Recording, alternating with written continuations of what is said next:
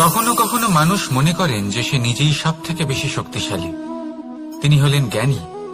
দেখুন, এটা ভালো ব্যাপার যে আপনার মধ্যে শক্তি আছে, জ্ঞান আছে, আর এটা শুধু আপনার জন্য নয়, এই সমস্ত সমাজের জন্য, দেশের জন্য, সমগ্র পৃথিবীর জন্য অত্যন্ত আবশ্যক। কিন্তু এই কথাটাও বোঝা অত্যন্ত আবশ্যক যে এই জ্ঞান যেন কখনো অহংকার না হয়ে ওঠে। যখন মানুষের মধ্যে জ্ঞান থাকে তখন সে রাম হয়ে ওঠে। রাম, যিনি সমুদ্রের বুকে সেতু বানিয়েছিলেন, বানর সেনার দ্বারা রাক্ষস রাজকে পরাজিত করেছিলেন, আর চিরকালের জন্য সবার কাছে আদর্শ হয়ে উঠেছিলেন। আর যদি মানুষের মনে অহংকার জন্মায় তাহলে সে রাবণ হয়ে ওঠে। দেশে বিদেশে যতই খ্যাতি থাকুক না কেন সে রাক্ষস হয়ে ওঠে, নিজের সাথে সাথে সমস্ত কুলের বিনাশ করে বসে। এবার জ্ঞান নাকি অহংকার, আপনার কি চাই সেই সিদ্ধান্ত আপনার, আর আপনার এই সিদ্ধান্তই নিশ্চিত করবে যে আপনার কর্ম কি হবে, আর আপনার এই কর্মই নিশ্চিত করে দেবে আপনার প্রারব্ধ কি হবে।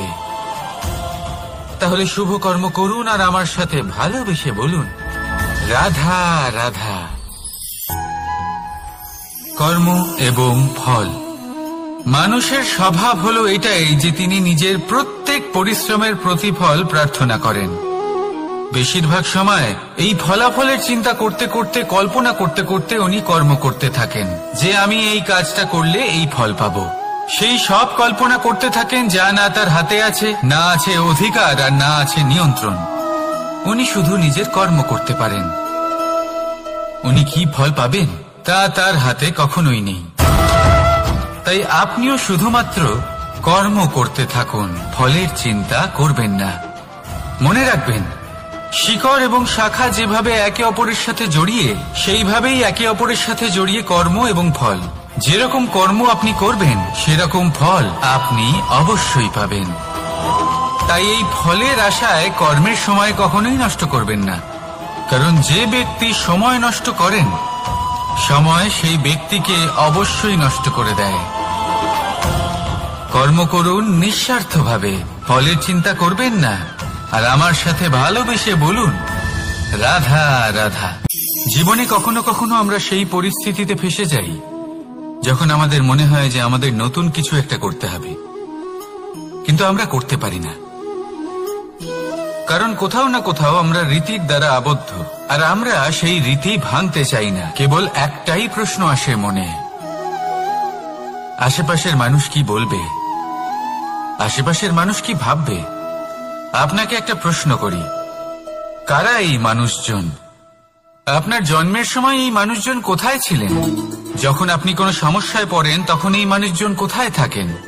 এগিয়ে এসে কি আপনাকে সাহায্য করেন, নাকি সেই সমস্যার সমাধান আপনি নিজেই করেন? এইসব মানুষজনের চিন্তা ত্যাগ করুন যদি আপনি জীবনে বাঁচতে চান। ভেবে দেখুন জীবনে কি কি শুভ আছে আর কি কি শুভ করতে পারেন। যদি তা স্রোতের বিপরীতে হয় তাহলে সংঘর্ষ করুন, কিন্তু এইসব মানুষজনের কথা ভাববেন না। ভেবে দেখুন জীবনে আপনি কি কি শুভ কাজ করতে পারেন।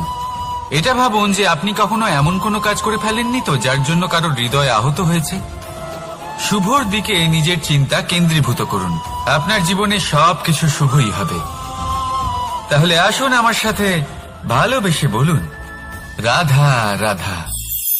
আজকাল আপনি দেখে থাকবেন যে মা বাবা শুধুমাত্র সন্তানকে ভালোবাসেন তা নয়, তাদের মোহেও জড়িয়ে পড়েন। বিদ্যালয়ে যখন পাঠান তখন সমস্ত সুযোগ সুবিধা দিয়েই পাঠান, চেষ্টা করেন যে সবসময় যেন সন্তান তাদের চোখের সামনেই থাকে।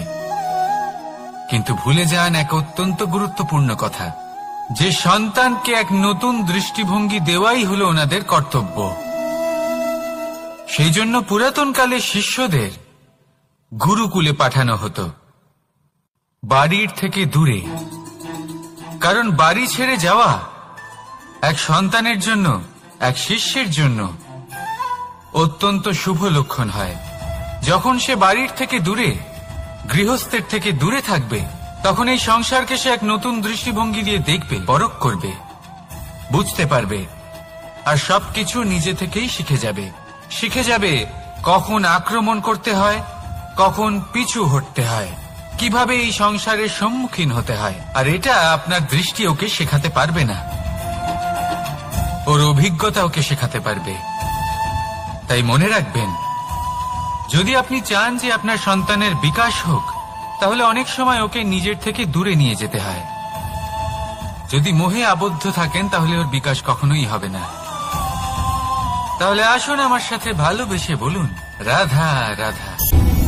কর্ম এবং ফল, দেখতে গেলে এই সমস্ত ব্রহ্মাণ্ড এই দুইয়ের মাঝেই স্থির হয়ে আছে। মানুষজন কর্ম করেন ভালো ফল লাভের আশায়, আর ভালো ফল লাভের আশায় উনি এটাই ভুলে যান যে উনি যে কর্ম করছেন তা কি করছেন।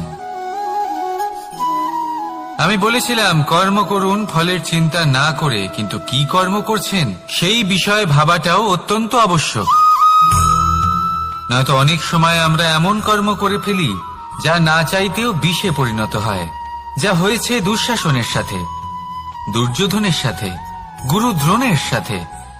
একজনের মানসিকতা উচিত ছিল না, একজনের বিবেক উচিত ছিল না, আরেকজন যে পক্ষ নির্বাচন করেছিলেন সেই পক্ষ উচিত ছিল না। আর যা কিছু ওনাদের সাথে হলো, আপনার আমার আমাদের সকলের সাথে তা হতে পারে। আমি বলেছিলাম কর্ম করুন, ফলের চিন্তা করবেন না, কিন্তু এই কর্মের বিষয়ে বিচার করে দেখাটাও ততটাই আবশ্যক।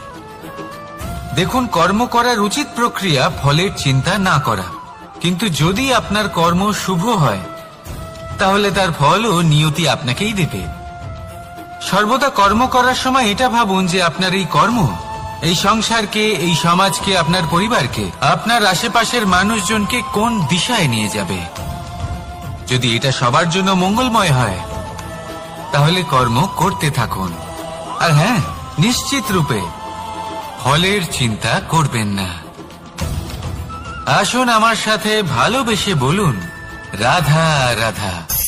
বটবৃক্ষের বীজ সর্ষের দানার থেকেও ছোট হয়, কিন্তু যখন তা নিজের রূপ ধারণ করে তখন তা বিশাল বৃক্ষের আকার ধারণ করে, যা সহস্র বছর ধরে বেঁচে থাকে, ছায়া প্রদান করে, পাখিদের আশ্রয় প্রদান করে, আর দেয় পথচারীদের বিশ্রাম করার স্থান। কেন? কারণ সেই ছোট বীজ তা মাটির ভেতরে গিয়ে নিজের খোলস ত্যাগ করে। অন্ধকারে থাকে সে, যতই আলো আসুক না কেন, যতই বর্ষা আসুক না কেন, সব সহ্য করে। আর তারপরে একটা চারা গাছ অঙ্কুরিত হয়, তারপর ধীর গতিতে একটা বিশাল বৃক্ষতে পরিণত হয়। দেখুন, জীবনে কঠিন সময় আসে, এই জন্য নয় যে আপনি হার মেনে নেবেন, এই জন্য আসে যাতে আপনি ভবিষ্যৎ নির্মাণের জন্য নিজেকে তৈরি করতে পারেন। যদি কঠিন সময়ে আপনি ওই বীজের মতো দৃঢ় হয়ে থাকতে পারেন, তাহলে আপনিও একদিন সেই বিশাল বৃক্ষের মতো নিজের অস্তিত্ব গড়ে তুলতে পারবেন, যা সহস্র বছর পর্যন্ত মনে রাখা হবে। আসুন আমার সাথে ভালোবেসে বলুন, রাধা রাধা। এই ব্রহ্মাণ্ড কত বৃহৎ, তাই না? যার সম্মুখে এই পৃথিবীকেও একটা বিন্দুর মতো মনে হয়। আর এই পৃথিবীতে আমরা কে হই, আমাদের আকার কিরকম, আমাদের অস্তিত্বই বা কি? যখন আমরা এভাবে ভাবি তখন মনে হয় আমরা কিছুই নই। তা আমরা যখন কিছুই নই, তাহলে আমরা এত চিন্তা করি কেন? কি ভেবে ভয় পাই? কাকেই বা এত ভয় পাই? কে আমাদের মারতে পারে আর কেই বা আমাদের জন্ম দেবে? আত্মার আসলে না কখনো জন্ম হয় আর না কখনো মৃত্যু। আত্মা শুধুই শরীর বদল করে। আপনি, আমি, আমরা সকলে এই শরীর নয়, আমরা হলাম আত্মা, যা হলো পরম আত্মার পরম অঙ্গ। সেই জন্য মনে রাখবেন, বাইরের কোথাও দেখবেন না, নিজের অন্তরের গভীরে গিয়ে দেখুন, আত্মাকে উপলব্ধি করতে শিখুন। ক্লেশ, ভয়, চিন্তা, এই সব কিছুর থেকে নিজেকে দূরে রাখুন, তাহলেই উপলব্ধি করতে পারবেন পরমাত্মাকে। তাহলে আসুন আমার সাথে ভালোবেসে বলুন, রাধা রাধা। পরিবর্তন এই সংসারের শাশ্বত নিয়ম। কোন রাজা নেই যিনি চিরকাল রাজা থাকেন, কোন ধনী ব্যক্তি নেই যিনি চিরকাল ধনী থাকবেন। এই সংসারে সূর্যের স্থান নেওয়ার জন্য চন্দ্রিমার আগমন ঘটে, কোন স্থান যাকে পতিত বলা হয়েছিল সেখানে মহল তৈরি হয়েছে। কোন স্থান যাকে আজ মলিন বলা হয়েছে কাল সেখানে মন্দিরও স্থাপন হতে পারে। কোন ঋতু চিরকালের জন্য থাকে না, কখনো সময় চিরকাল একরকম থাকে না। আজ যা আপনার কাছে রয়েছে কাল অন্য কারোর ছিল, আজ যে আপনার কাছে রয়েছে কাল তা অন্য কারোর কাছে চলে যাবে। আপনার সাথে কিছু থাকলে তা হলো আপনার কর্ম, কিন্তু সেই কর্মের পরিণামও আপনার নয়। আপনি শুধু কর্ম করুন, বাকি সবকিছুই পরিবর্তনশীল। কিন্তু সেই পরিবর্তনকে দেখে ভয় পাওয়ার প্রয়োজন নেই, তাকে স্বাগত জানান। যদি আপনি হাসি মুখে সেই পরিবর্তনকে স্বাগত জানান, তাহলে এই পরিবর্তনও হাসি মুখে আপনার সাথে থাকবে। আসুন আমার সাথে ভালোবেসে বলুন, রাধা রাধা। সঞ্চয়। মানুষের যখন থেকে বোধ বুদ্ধি হয় সঞ্চয় করতে আরম্ভ করে দেন। সঞ্চয় করতে থাকেন ভোজনের, সঞ্চয় অর্থের, সঞ্চয় শক্তির। নিজের জন্য করেন, নিজের পরিবারের জন্য করেন, নিজের স্ত্রীর জন্য করেন, সন্তানের জন্য করেন, সন্তানের সন্তানের জন্যও সঞ্চয় করেন।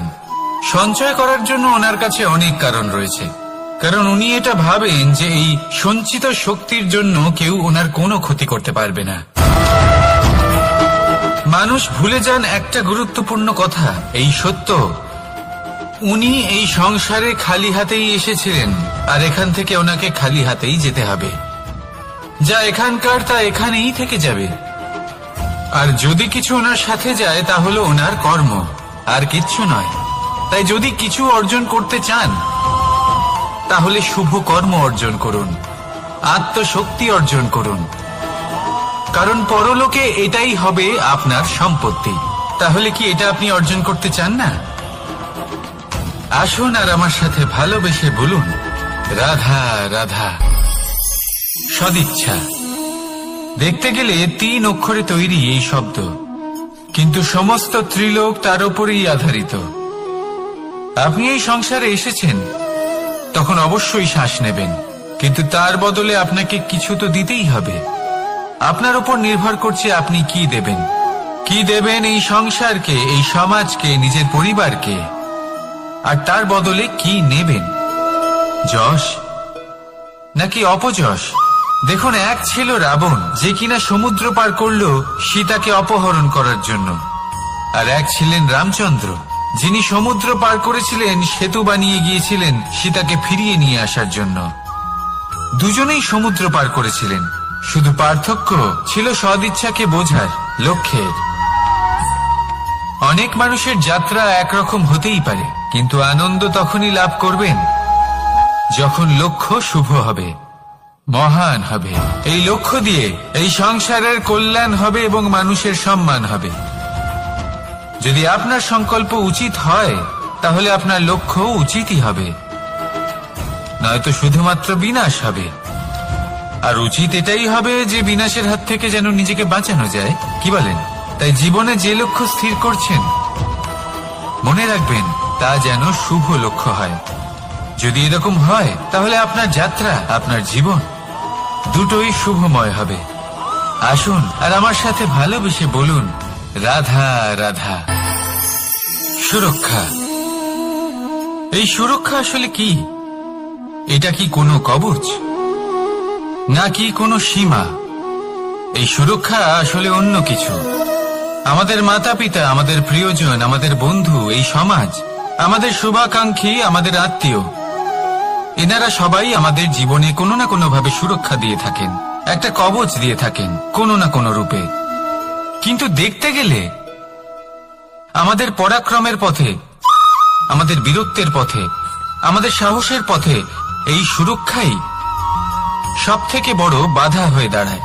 একবার ভেবে দেখুন, যদি আপনি কোনো সুরক্ষাই না পান, বা যদি আপনি এই সুরক্ষা ভেঙে বাইরে আসতে পারেন, তাহলে আপনার বীরত্ব চরম সীমায় পৌঁছে যায়।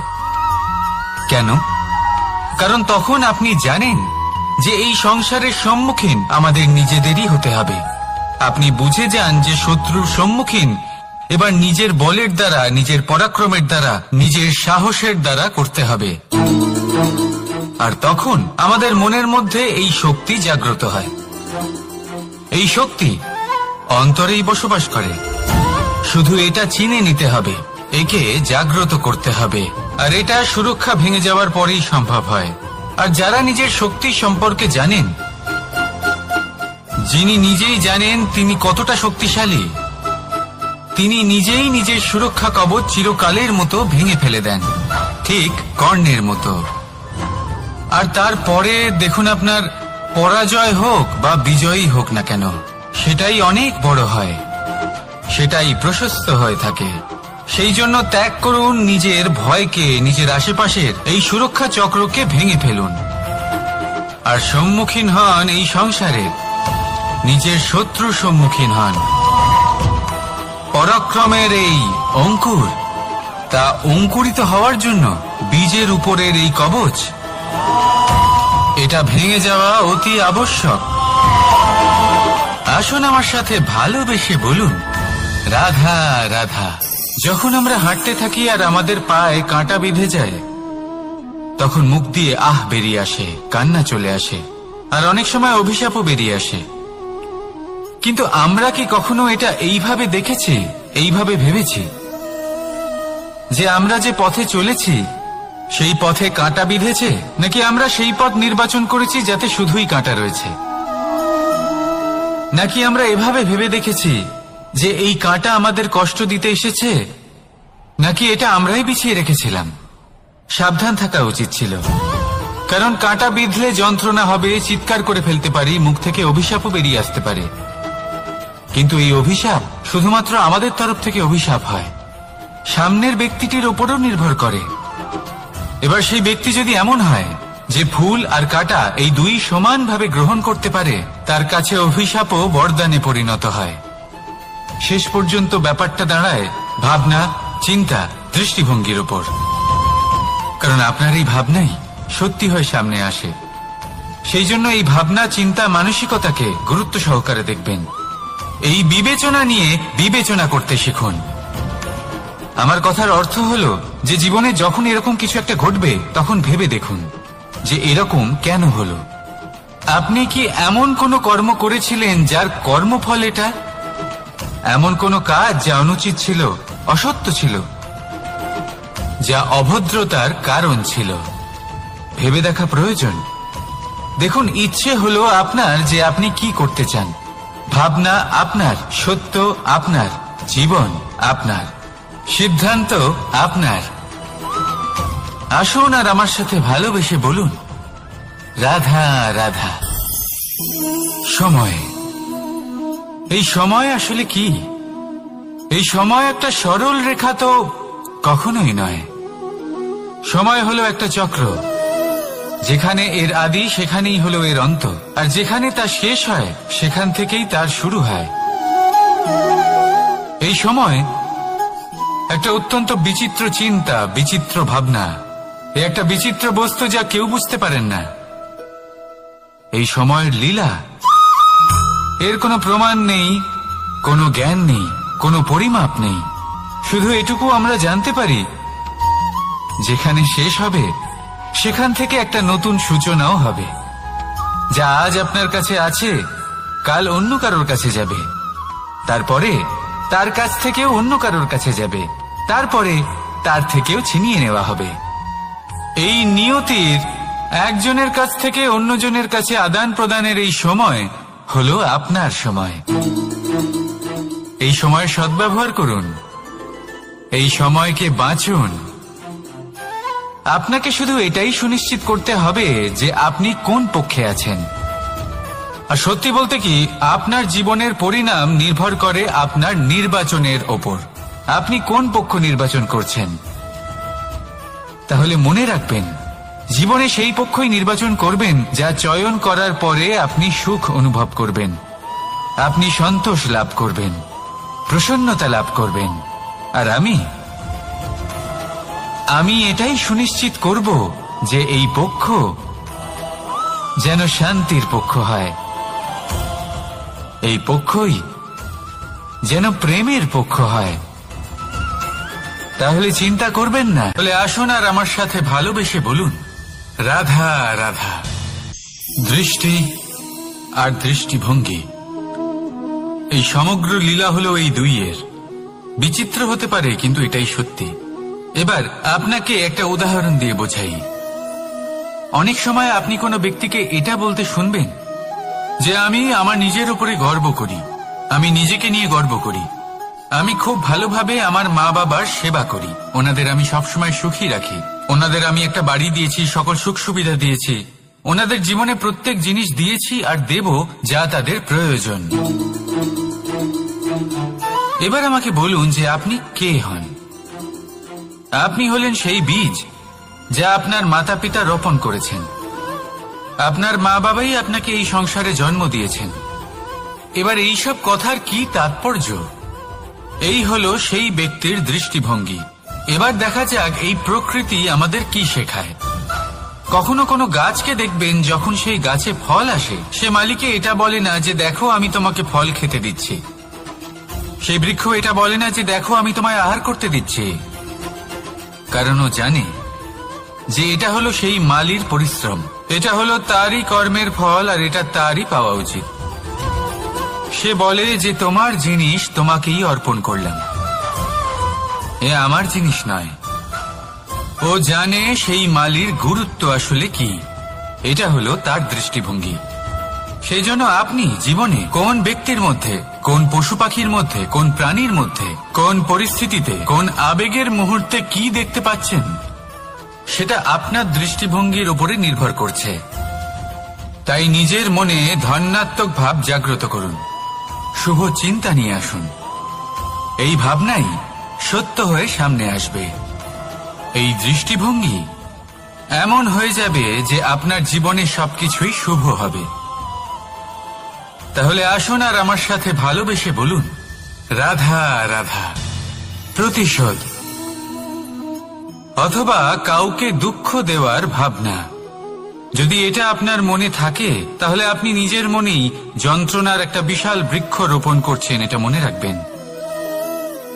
কারণ কাউকে দুঃখ দেবার এই ভাবনা, এটা হলো সেই বীজ যা আপনার মনেই পতিত হবে, আপনার মনেই অঙ্কুরিত হবে, আর আপনার মনেই একটা বিশাল বৃক্ষরূপে বেড়ে উঠবে। জীবন আপনার, কর্ম আপনার, কাউকে দুঃখ দেবার ভাবনা আপনার ছিল, এই বৃক্ষ হলো আপনার, তাই এর ফলও আপনিই পাবেন, যা গ্রহণও আপনাকেই করতে হবে। মনে রাখবেন, যে মানুষ এটা ভাবে যে আমি ওকে দুঃখ দেব, ওকে কষ্ট দিতে চাই আমি, সেই মানুষই দুঃখ আর কষ্ট পেয়ে থাকে। যদি সেই জায়গায় আপনি এটা ভাবেন যে আমি কাউকে সুখী করে তুলতে চাই, কাউকে সুখ প্রদান করতে চাই, তাহলে তারও বীজ আপনার মনেই রোপণ হবে, বৃক্ষে পরিণত হবে, যার ফলও আপনিই পাবেন। এখানে বিষয়টা হলো শুধু মানসিকতার চিন্তা, যা সত্য হয়ে আপনার সামনে আসে। তাহলে এই মানসিকতা শুভ করুন, সবার জন্য মঙ্গল কামনা করুন। অন্যের মনে আপনার জন্য ভালো চিন্তা থাকুক বা না থাকুক, আপনি সবার জন্য শুভ চিন্তা করে কর্ম করতে থাকুন, তাহলে আপনার সাথেও ভালোই হবে। তাহলে আসুন আর আমার সাথে ভালোবেসে বলুন, রাধা রাধা। সুখ আর অভিজ্ঞতা, এই দুই জীবনে একসাথে কখনোই আসে না। মনে রাখবেন, যেখানে সুখ থাকে সেখানে অভিজ্ঞতা থাকে না, আর যখন এই সুখ আমাদের জীবন থেকে দূরে চলে যায়, তখন আমাদের জীবনে আসে এই অভিজ্ঞতা। পরমাত্মা, প্রকৃতি, নিয়তি এই অভিজ্ঞতাকে আমাদের জীবনে পাঠান, যাতে আমরা একটা অত্যন্ত গুরুত্বপূর্ণ শিক্ষা, একটা জ্ঞান প্রাপ্ত করতে পারি। এই অভিজ্ঞতা আমাদের শেখায় যে অতীতে এমন কি হয়েছিল যা আমাদের করা উচিত হয়নি, আমাদের শেখায় ভবিষ্যতে এমন কি আছে যা আমাদের করা উচিত আর কি করা উচিত নয়। দেখতে গেলে এই অভিজ্ঞতা আমাদের সেই শিক্ষা দেয় যার জন্য আমরা সুখের দিকে উচিতভাবে অগ্রসর হতে পারি। সেই জন্য জীবনে যখনই দুঃখ আসবে, দুঃখের এই সময় আসবে, তখন হতাশ হবেন না। বোঝার চেষ্টা করুন এই পরিস্থিতি কেন এসেছে, কি শিক্ষা দিতে এসেছে। যদি আপনি সেই জ্ঞান লাভ করেন, সুখের পথে অগ্রসর হন, তাও উচিত রূপে, তাহলে এই অভিজ্ঞতার উদ্দেশ্য পূরণ হয়ে যায়। তাহলে আসুন আর আমার সাথে ভালোবেসে বলুন, রাধা রাধা। জীবনে শিখরে পৌঁছানোর জন্য মানুষের কি প্রয়োজন হয়ে থাকে? সিঁড়ির। কিন্তু তাও প্রত্যেক মানুষ, প্রত্যেক ব্যক্তি শিখরে পৌঁছতে পারেন না। এর কারণ কি? কারণ একটা হতে পারে যে মানুষ কল্পনা করতে থাকেন কিন্তু সিঁড়ি খুঁজে পান না। কিছু মানুষ খুঁজে নেন কিন্তু তা পেয়ে এতটাই প্রসন্ন হয়ে যান যে তারপর আর কোনো কর্মই করেন না। খুব সোজা ব্যাপার। অনেক মানুষ সিঁড়ি খুঁজে পান না, আর যদি পেয়েও যান তাও যতক্ষণ না তাতে চড়ছেন সেই শিখরে পৌঁছবেন কি করে? যতক্ষণ না আপনি পরিশ্রম করছেন, যতক্ষণ না সেই সিঁড়িতে আপনি চড়ছেন, যতক্ষণ না ক্লান্ত হচ্ছেন, আপনার পায়ে হাঁটুতে ব্যথা না হচ্ছে, ততক্ষণ এই শিখরে পৌঁছানোর সৌভাগ্য লাভ করতে পারবেন না। তাহলে কল্পনার সাথে কর্ম করুন, পরিকল্পনার সাথে পরিশ্রম করুন, সবকিছু পাবেন। আসুন আমার সাথে ভালোবেসে বলুন, রাধা রাধা। সমস্যা, কঠিন সময়, সংকট, বিপদ কার জীবনে নেই? প্রত্যেকের জীবনে আছে। কিন্তু আমাকে একটা কথা বলুন, যদি নৌকায় ঢেউকে ভয় পেতে শুরু করে তাহলে সাগর পার করবে কে? কখনো কোনো ছোট্ট পিঁপড়েকে দেখেছেন যে আকারে হয়তো ছোট হতে পারে কিন্তু বড় শিক্ষা দিয়ে যায়? কিন্তু আমরা শিখি না। এবার দেখুন একটা পিঁপড়েকে যে ভোজনের খোঁজে বাইরে বের হয়, একটা ছোট্ট দানা তুলে নেয়। ছোট দানা তোলে কারণ তার থেকে বেশি সে তুলতেই পারবে না। সে দানা নিয়ে চলতে শুরু করে, কোনো দেওয়ালে উঠে পড়ে, আবার পড়েও যায়। সেই দানা দূরে কোথাও একটা পড়ে যায়, তা আবার খোঁজে, তুলে নেয়, আবার চলতে থাকে।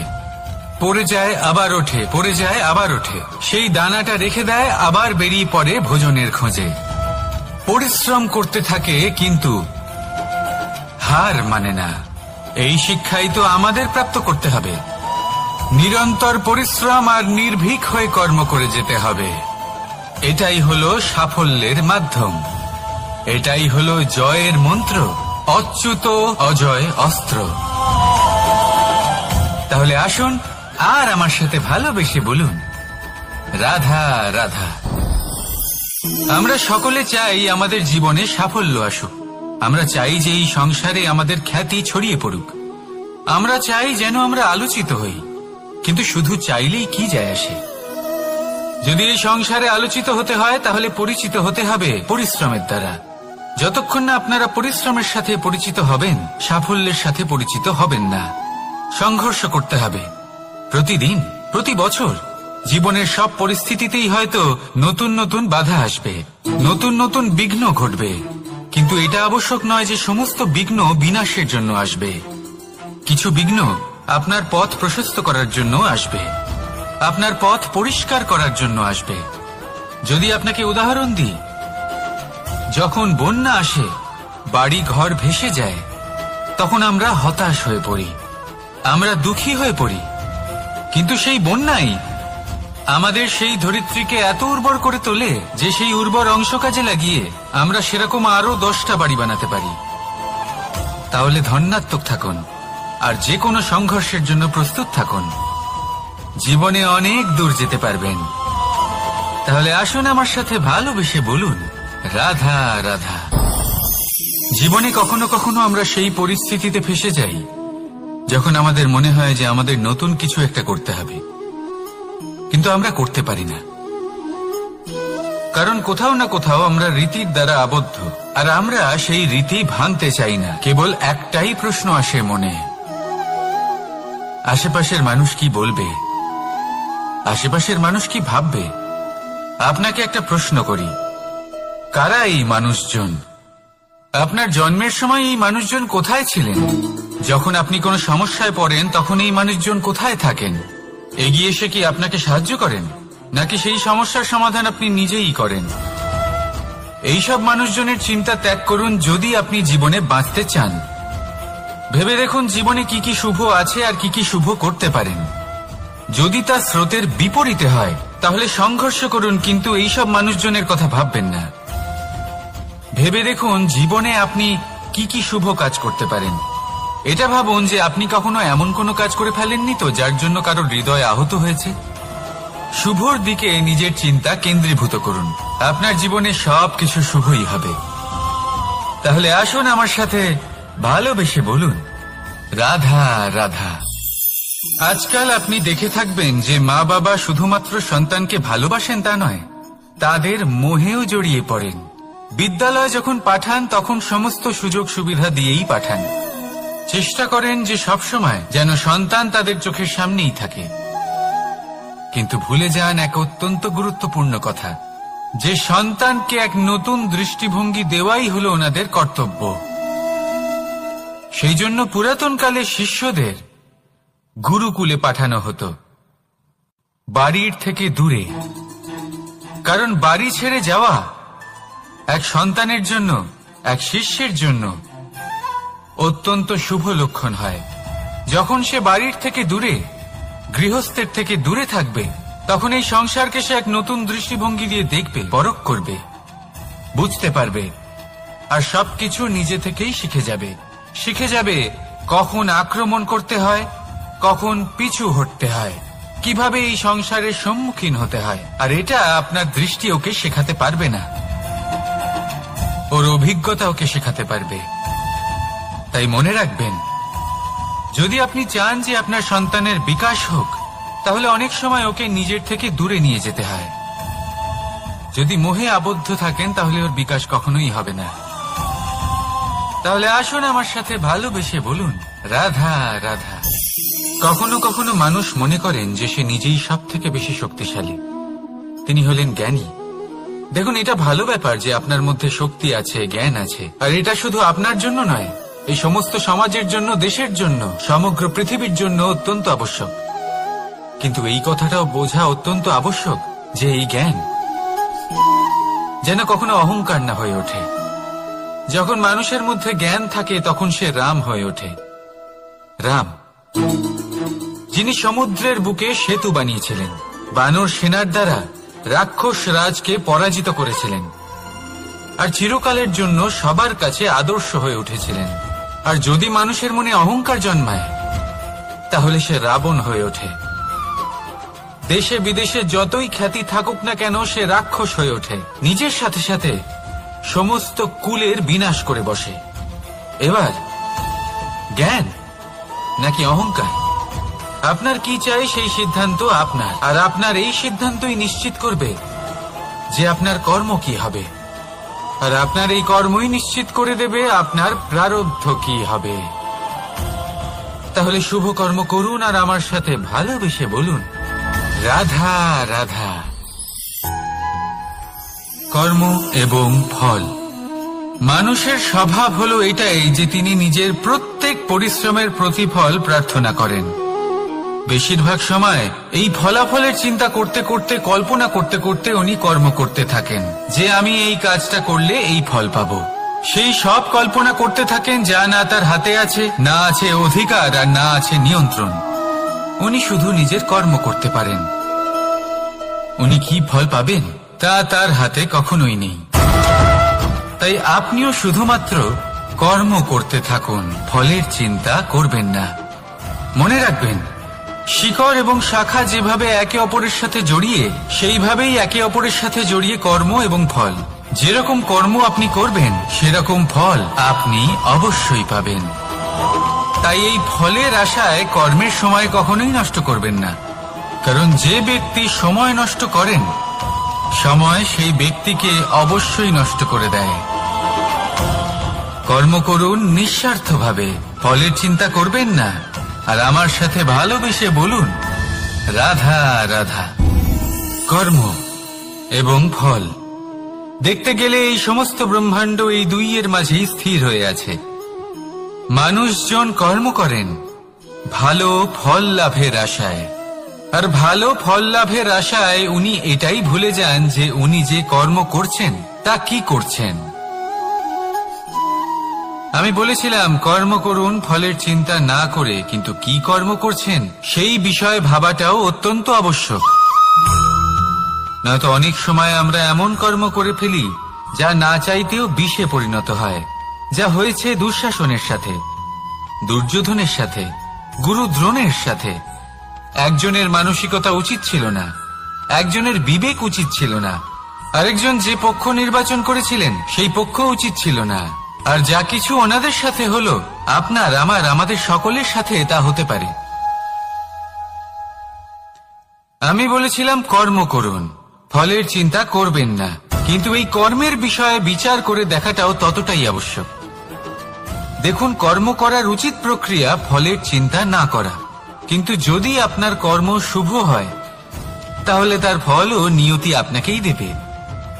সর্বদা কর্ম করার সময় এটা ভাবুন যে আপনার এই কর্ম এই সংসারকে, এই সমাজকে, আপনার পরিবারকে, আপনার আশেপাশের মানুষজনকে কোন দিশায় নিয়ে যাবে।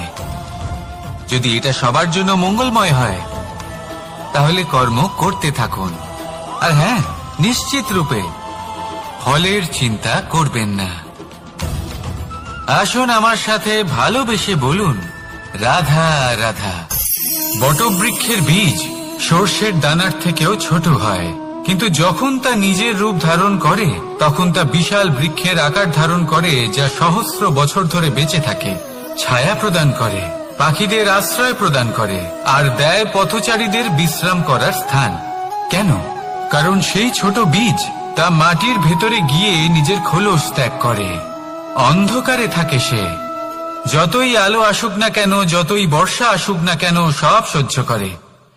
আর তারপরে একটা চারা গাছ অঙ্কুরিত হয়, তারপর ধীর গতিতে একটা বিশাল বৃক্ষতে পরিণত হয়। দেখুন, জীবনে কঠিন সময় আসে, এই জন্য নয় যে আপনি হার মেনে নেবেন, এই জন্য আসে যাতে আপনি ভবিষ্যৎ নির্মাণের জন্য নিজেকে তৈরি করতে পারেন। যদি কঠিন সময়ে আপনি ওই বীজের মতো দৃঢ় হয়ে থাকতে পারেন তাহলে আপনিও একদিন সেই বিশাল বৃক্ষের মতো নিজের অস্তিত্ব গড়ে তুলতে পারবেন, যা সহস্র বছর পর্যন্ত মনে রাখা হবে। আসুন আমার সাথে ভালোবেসে বলুন, রাধা রাধা। এই